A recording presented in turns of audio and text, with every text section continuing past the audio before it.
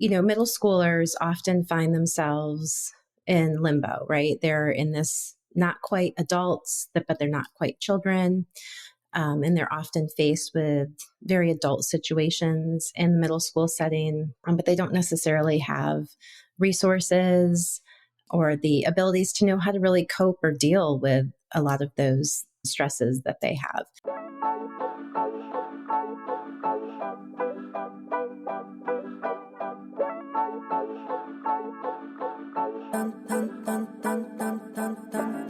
Do you believe art can change the world? So do I.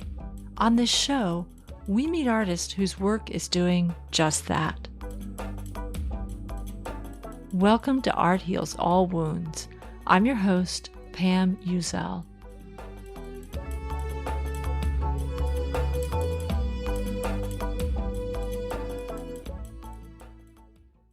I have a question. How was middle school for you? Some of you may have had a great middle school experience, for which I congratulate you. When I think about middle school, I can actually feel my chest tightening and my heart starting to race. I was definitely a geek. We didn't have middle school back then. We had junior high.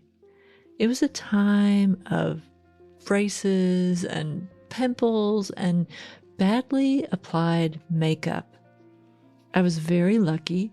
I had good friends who were also geeks, but there was drama and teasing and taunting.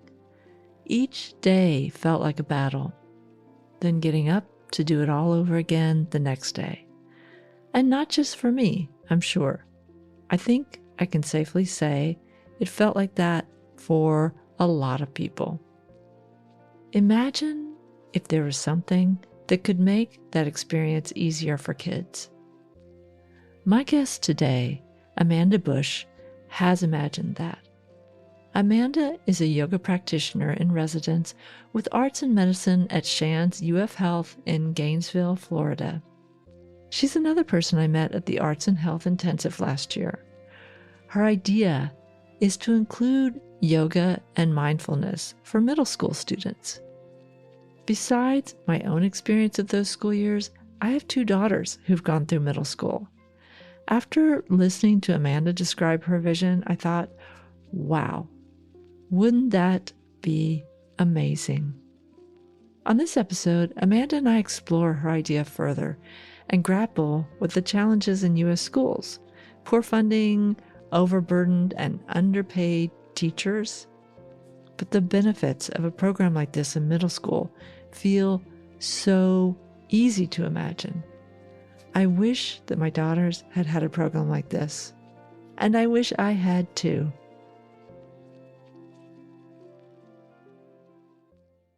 You want to know how you can really help me keep this show going? Follow me on your favorite listening app. So easy, right? And if you really want to give the show a boost, leave me a 5-star rating or review. Hi, Amanda. Thank you so much for being on Art Heals All Wounds. Can you start by introducing yourself, who you are, and what you do? Hi, Pam. Thanks for having me on. My name's Amanda Bush. I am currently a yoga practitioner in residence with arts and medicine at Shands UF Health in Gainesville, Florida. And I work at that job a couple of days a week right now, where I practice yoga at the bedside with caregivers of pediatric patients currently, and giving them a little bit of a break. So that's one of my jobs that I do. And also through arts and medicine, I do some community outreach. Over the summer, I worked a bit at an organization through arts and medicine called Girls Place, where we did yoga and movement with these girls who were at this summer camp, ages 5 to around 14, I think they were. And then I'm also a yoga teacher at a studio in town called Flow Space. And I also work with private clients one-on-one with yoga, teaching yoga and breathing and meditation. So those are my 3 primary jobs.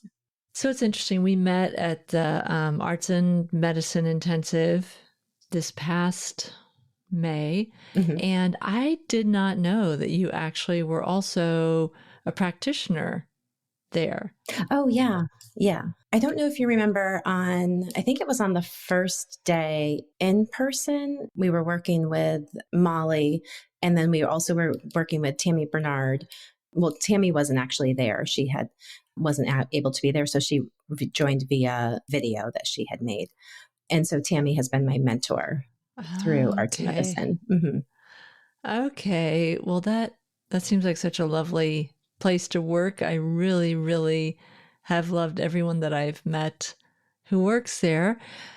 But the other thing that we all did is that we created these presentations of programs that we would like to work on. I really loved yours. So, can you just talk about what your presentation was about? Yeah, definitely. Thank you. The summer intensive was amazing. It was such a great experience. And I was so glad to be able to participate in that, and met so many great people. And that's where we met. And so my presentation was based on yoga and mindfulness. And I created an idea, I guess, where I want to help middle school age children, maybe girls, I've kind of played around with it a little bit, use yoga and meditation practices to use as coping skills. So, middle schoolers often find themselves in limbo, right? They're in this not quite adults, but they're not quite children. And they're often faced with very adult situations in the middle school setting, but they don't necessarily have resources or the abilities to know how to really cope or deal with a lot of those stresses that they have. So they might have anxiety based on that, and they just maybe just don't know what to do. What I would like to do is to bring yoga practices and mindfulness and meditation practices into schools or after school programs, or things like that, where these young people can learn different ways to deal with these difficult things in their lives. I guess maybe just have a more thoughtful way of being able to calm themselves down or to deal with a stressful situation, because we don't always know how to do that when we're young. And even as adults, we don't always know how to do that. And so for me, practicing yoga has brought a lot of regulation to my nervous system. It's calmed me down immensely. I used to have a lot more anxiety. And so personally, I felt that the way that yoga has helped me in my life, I think that would translate really well to this age group. And my background is in school education. And so I've taught many grade levels. The chunk of my teaching time was spent in the middle school age group. And so, watching these kids on a daily basis deal with these things and have all these difficulties, and they act out, or they get angry and they're sad or they're depressed, and they don't know what to do.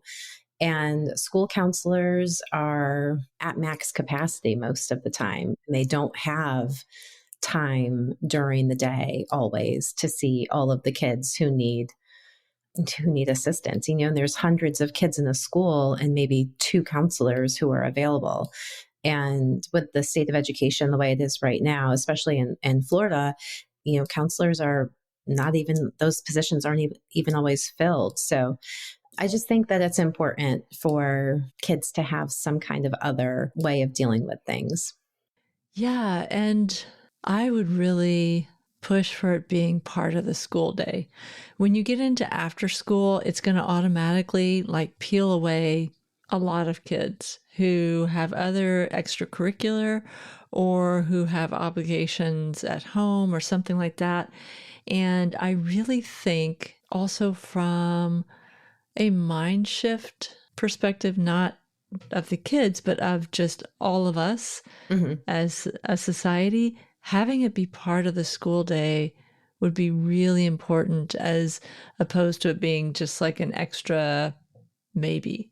I imagine it somewhere mid-afternoon. Right? Yeah, after whatever drama has happened at lunchtime that they're sorting out. Yeah, I during my 9 years teaching middle school, the most difficult class of the day because it was teaching class periods. And so every year, my fourth period class came straight in from lunch, and oof. Yeah. They struggled, man. There was always drama in the lunchroom, and it's hot and it's crowded and it's loud. And there would be some days when my kids would come in and they would just be buzzing and loud and really not able to calm down. And there were some days we would just turn off the lights and we would just take a few minutes and breathe.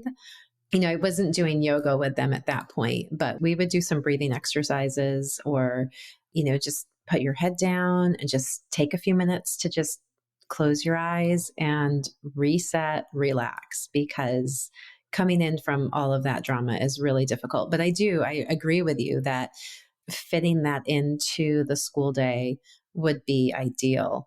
And it would be a great way to calm down after the chaos of the lunch hour, and just like it's a nice reset. Yeah, absolutely. And, I have 2 daughters, and having been a teenage girl myself at one point, I don't really know boy drama, but I know girl drama really well.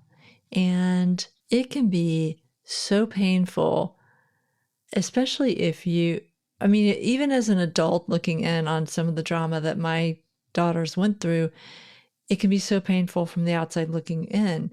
But then on the inside, exactly what you were talking about earlier, things that can feel so vicious and cruel, and you just don't know how to deal with it. And it's so crushing. There's not really a perspective of, okay, this is not about me. And I even tried once talking to one of my daughters saying, this is going to pass. You're going to suddenly find yourself as an adult, and you'll look back and this will have been so small in comparison to your whole life. And that made it worse, because then it was really minimizing what she was going through then. And I'm curious about your thoughts about how this would work if you did work primarily with, young women, but then also maybe not, because maybe you've seen drama for, the boys as well. So I'm really curious to get your take on that, especially now that I know you taught middle school. Yeah. Well, and boys definitely have drama of their own that they are dealing with. I think that ideally it could reach all people in that grade level or age level. But yeah, so I'm a mother, 3 daughters. My daughters are adult age at this point, but yeah, I mean, just watching the drama that they've dealt with throughout their school years, and it's a difficult time in their lives. They just don't, as they're transitioning from depending on mom or dad, or, like thinking they've got everything figured out, and then boom, they're hit with some kind of an adult situation where it's like, oh, wait a minute.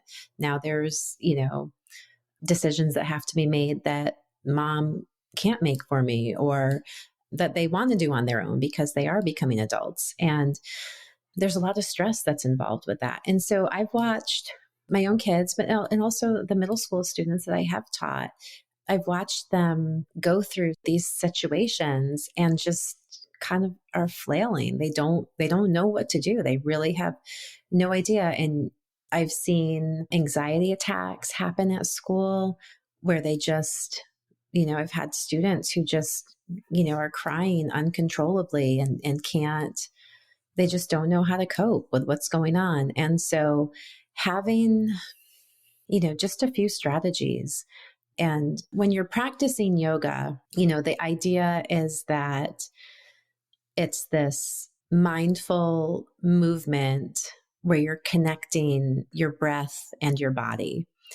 And so through that, you're really putting in a great deal of focus into what's going on. And so when you step onto your mat and you practice, and honestly, it doesn't even have to be a mat. You can do this in a chair. You can do it standing. I've taught yoga in a variety of different ways. and not just on a mat. You don't have to have special clothes to be able to do it. There's a lot of, it's very accessible.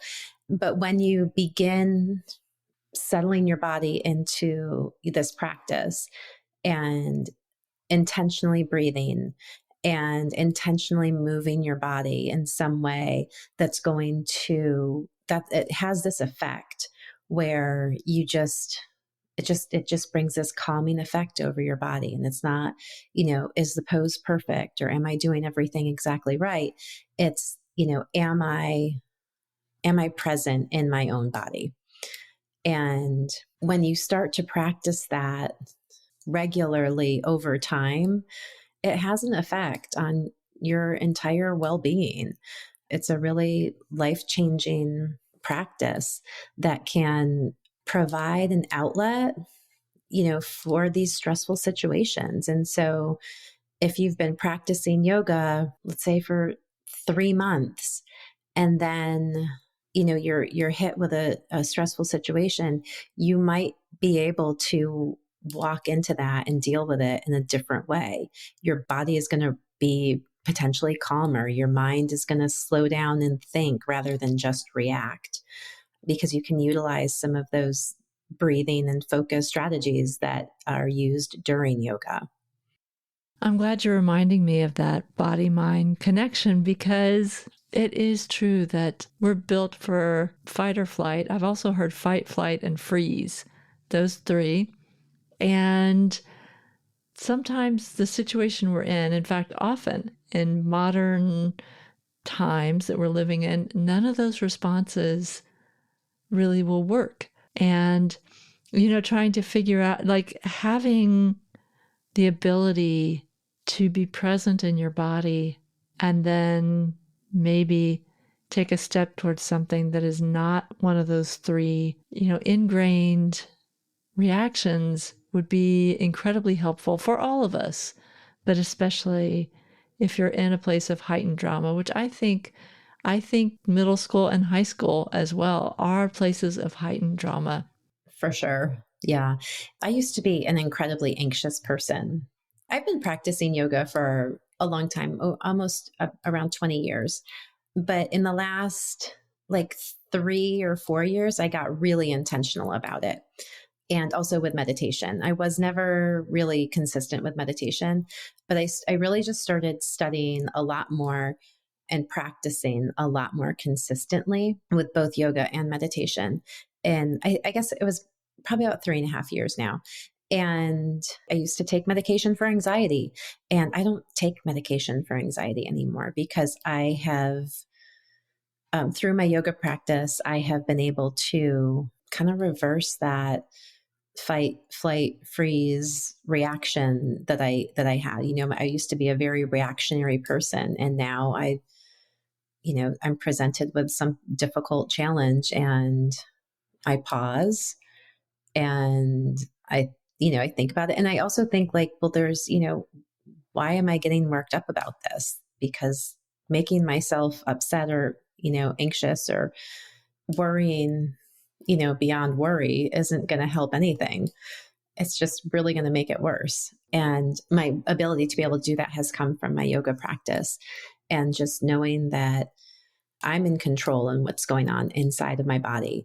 And I can regulate that through my breath, through my movement. Meditation has helped with my thoughts. And, we all have that monkey mind, right? We're always thinking a million things a minute. And, I can go down that what if rabbit hole, like it's nobody's business. but again, what purpose is that serving? I can worry about all of the things, but how is that helping me? And so Right. I've learned to calm those thoughts, and they're still there. I mean, they persist still. It's never going to go away. I don't think entirely, but how I react and how I handle it has become, I'm a lot more calm. And I attribute that to my yoga and meditation practice. Wow. Well, that's why I think this idea of having it incorporated as part of the school day would be so important, because imagine starting to work on that sort of habit as an adolescent person? Yeah, it would be, I mean, it was life changing for me. And it can be, it can absolutely be a life changing practice. And so, yeah, so that is a goal that I have, is to be able to make this happen and teach these practices to young people. So, what is the process for you to try and make this happen? Well, that's what I'm kind of in the planning stages for that. I'm not exactly sure. So I've been a school teacher up until this past school year. And I was, all of the jobs that I mentioned before, I was also doing as a full-time school teacher while I was teaching school full-time, which was really challenging. And so I actually took a leave of absence from my teaching job this year so that I can focus more on my yoga practice, because that's where my passion is. And I love teaching, and I'm just in a place in my life where I want to teach things other than public education, school. And so now I'm shifting gears, and that's where I'm putting my energy and my focus, is to grow my yoga practice and bring it to as many people as I can. And arts and medicine is actually a big part of that, because through arts and medicine, that was the connection to the Girls Place program, where I was able to work with one of the other artists and residents. We worked 3 workshops together where we went in and did movement exercises with these young people. And again, it was a great opportunity, and the kids were really receptive for the most part. And that was it was a summer program, and so it was during the regular day, but it also wasn't a regular practice. Like each time we did the workshops, we had different age groups. So it was never consistent with all of the students. And so I think the next part of that would be to create something that's a little bit more consistent, and then try and getting that into schools somehow. In a certain way, because you have taught in schools for so long, it seems like you have a little bit of an insider's advantage. Like, maybe the best people to reach out to, already what the challenges are going to be, so you can have a response to those. And I would love to hear how this goes once you start doing that. It seems just like an amazing thing. I mean, my middle school was so long ago. It wasn't even middle school, it was junior high. Same. But yeah. And I can't even imagine it there, but I could really imagine it in my children's middle school experience. We were in Berkeley at that time, and I almost feel like that there would be a very welcoming attitude about this. But then I also think about how financially strapped the schools are. I mean, my youngest daughter's school did not even have an athletics program. There was one coach that was hired by money raised from the PTA. It was not even in the budget for that. So I feel like there might be a lot of places that would love to have this, and then say, oh, but the budget, we don't have the budget to do this. Yeah, that's definitely one of the obstacles, is there's no money in education at this time. And so it's incredibly frustrating. But then there is the potential that reaching out and working with teachers and teaching the teachers some different strategies so that they can teach those to their children in their classrooms. So, like kind of outsourcing, I guess, is kind of a way to do it. One of the other biggest challenges I know that I always felt as a teacher was time, and the amount of things that they would, every single school year would start with this list of everything we have to do during the school day, or aside from the regular teaching standards, in the regular curriculum that we are responsible for teaching. There's all kinds of other things that they want us to do. That has to do with health and safety. It has to do with getting along with peers, or just, I'm even thinking back to, like having to do like the, active shooter drills and things like that. Like when, there's always every single school year, there's new things that are included that have to be implemented. And so while this would be absolutely an excellent inclusion into a school day, I would fear overburdening teachers as well. And so that's kind of, I guess, one of the challenges. But I mean, when you look at the benefits of what it is, then I think that it can be sold that way. And so Right. when I completed my 200-hour yoga teacher trainings last year, I finished that in July of 2023. I went through a program called Breathe for Change, and they're actually based out of California, but it was an online program. They actually focus on teachers bringing yoga into the classroom, and so that's a lot of where this idea, has stemmed from. And so they have resources and ways, to implement this into schools as well. And so they will be a resource as I move forward and trying to bring it into more teachers and more students in schools. Well, I hope that you do, because just even when you said like health and safety, getting along with peers, it's like, hello, here's a new way to do some of those things. This is kind of a non sequitur, but maybe not. When I was thinking about talking to you today, one thing I thought to myself was that, and I wasn't thinking about teachers, but I'm glad you pointed that out. But kids, at least my youngest daughter who went through the Berkeley school system, are so overburdened. I remember the homework Mm-hmm. to come home and do all that stuff. And I really wondered, did she actually learn more that way by just all day long? You're in a class, you're taking in information, and then at night you're back and you're having to produce these different works. And I just thought, did she learn more by doing that? And could there be other ways where it is not such a burden? And I'm glad you're bringing up on teachers as well. It's a grinding job for teachers, and I think it's a Mm-hmm. grinding period of life for a lot of the kids going through that. For sure.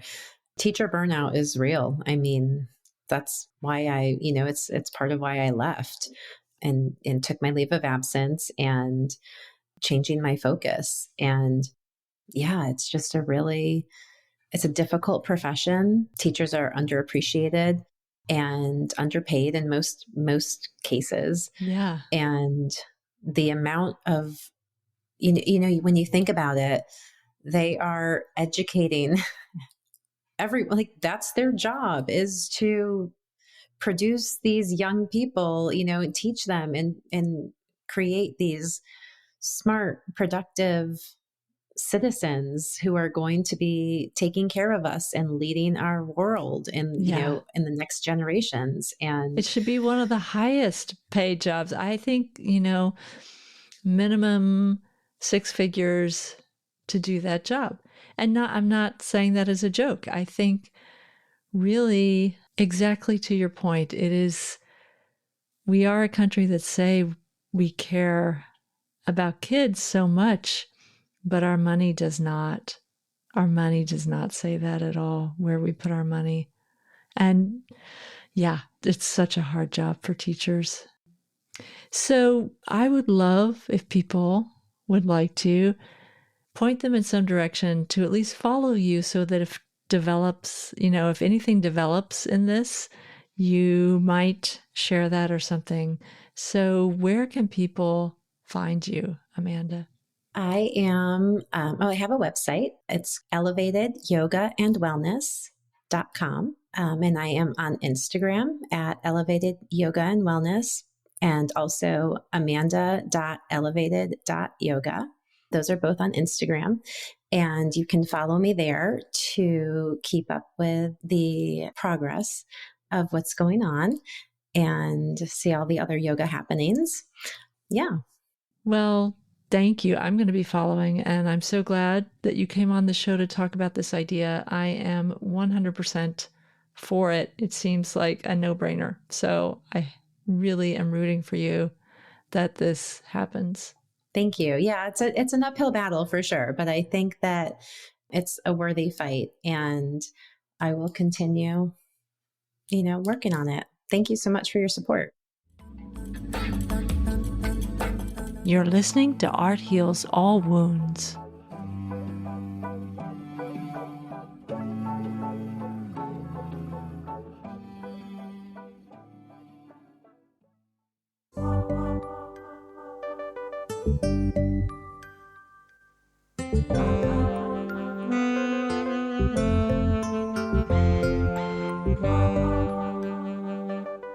Thank you so much to Amanda Bush for sharing her ideas on ways to bring a fresh breath of mindfulness to middle school kids.